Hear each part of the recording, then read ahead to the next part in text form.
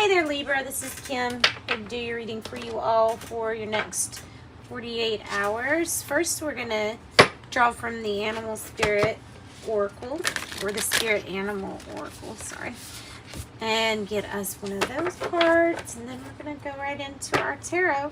Thanks, guys, for joining me. Thanks for your likes, shares, comments, and subscribes. Let's get going for Libra Spirit. What do we have? What animal do we have for them? Calling in your spirit guides, angels, higher self, higher power. Let's go ahead and get messages for Libra. A general reading too, by the way, and it can have different times. It's supposed to be your sun, moon, or rising sign for Libra. Well, this is going to be cut because I don't like the way they're coming out in bunches. Here we go. Coyote Spirit. Trust in divine detours. Okay, I could see this as something really unexpected happening. On the bottom, we have Groundhog Spirit, time to let go. So let go of your expectations on how this is going to happen, because I feel like this is just going to happen. Let go of your expectations of how this is going to happen and realize that creation, especially with divine assisting, is going to be like a spiral manifestation, not a linear point A to point B. It won't be linear in fashion. And that is what I think of when I think of divine detours, is you're going to have like a lucky break to get you from one point to another faster through spirit intervention. So I don't think it's something that you're going to think of right away. I think it's something that spirit is already thinking for you, for example. Okay, so going into the tarot, what do we have for Libra Spirit? What do we have for Libras? Okay. Coyote Spirit. And that might mean, you know, look up the meaning of it. It goes, in the guidebook doesn't really go into too much about all of these animals. You can probably find more information doing your own research on the coyote. All right, so let's begin. What's the issue for our Libras? What's the general issue here for the situation? What can we say is the situation or the issue? Oh, Temperance. And that's great, Temperance, but you're coming out with too many cards, so sorry. Let's try this again.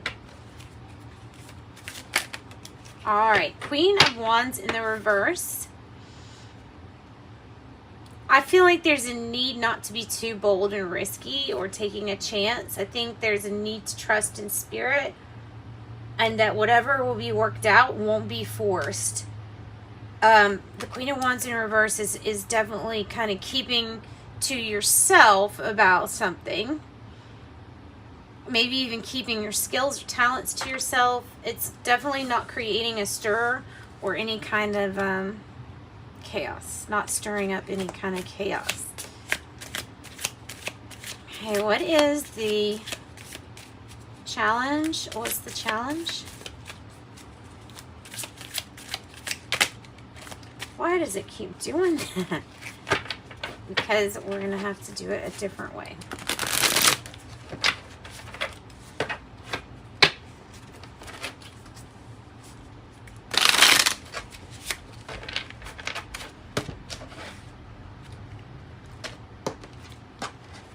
Spirit, what do we have for Libra? What's the challenge? We have the Wheel of Fortune being the challenge.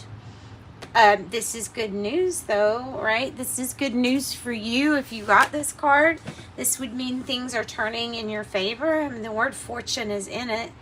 We have Leo, Aries, Sagittarius with the Queen of Wands in reverse. And then we have Aquarius, Scorpio, Taurus, and Leo for the Wheel of Fortune here. This is good luck, something turning in your favor. Maybe you've built up really good karma points at this point in time. The Lovers could be a soulmate energy, and it's at the base or the underlying issue. It might be regarding spirit intervention because we see the angel. And then trust in the divine detours. Plus temperance wanted to come out at first. So there probably is something about divine timing and spirit arrangement. This might be divine. This might be about a partnership. It can also mean about the crossroads. When you're hitting the crossroads and you're about to make a very, very important decision that will kind of affect the outcome of everything. So, or change everything, you know what I mean? So one decision could change everything, and I think that's what that might mean. Past energy was, it could have been confusing to choose. You could have had too many options to choose from. Okay, so there's something now, though, at this present moment that's begging us to transform or end something. Transform or end. You can't keep going from where you are right now. I mean, if something is there that you want change, something has to end first, and that is the challenge. It might be Scorpio. The devil energy here for near future, so there might be some temptation, maybe facing your vices or things that you're thinking you can't live without. It might be the very things that you're trying to end. It could be codependency, something that you feel like you're attached to in this near future. The High Priestess, your intuition will tell you what that is. Sorry, I did an extra card for the near future.